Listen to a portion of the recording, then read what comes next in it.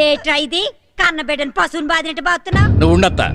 ఈ ఊరు గాలి తగిలితే వీడు బాగుపడ్డని వేలకు వేలు ఖర్చు పెట్టి విశాఖపట్నంలో చదివిస్తున్నాను. అసలు వీడు ఇక్కడికి ఎందుకు వచ్చినట్టు? 15 రోజులు స్కూల్ లీవ్ ఇచ్చాను నాన్న. హాస్టల్లోనే ఉండొచ్చు కదా. చూడత్తా, ఇక్కడుంటే వేడ బుద్ధి వస్తుంది వీడికి. గోళీలు ఆడతాడు, తూరేగలు పడతాడు, ఏటుకెళ్ళి చేపలు పడతాడు. చదువు అవ్వదు. వీడిని బళ్ళో చేర్పించేటప్పుడు ఏం చెప్పానో అడుగు. మీ అమ్మ చచ్చిపోయిందని కబురందినా కూడా నాతో చెప్పకుండా ఈ ఊరు రావద్దని చెప్పానా లేదా? మరి ఎందుకు వచ్చావురా? మీ అమ్మ చచ్చిపోయిందా?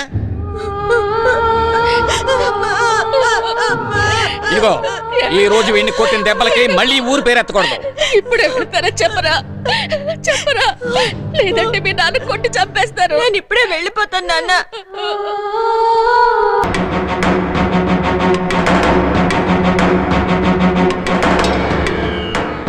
ఇంతకు ముందు ఎప్పుడు డాన్స్ చేయలేదు. క్యాంపస్ ఇంటర్వ్యూలో ఉద్యోగం వచ్చింది.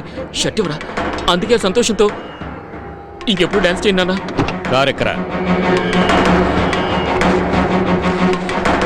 ఇదిగోరా షర్టు. సార్ 5గురికి ఒకే చోట ఉద్యోగం రావడంతో సెలబ్రేట్ చేసుకుంటున్నారు సార్. వాడిని ఏమన్నా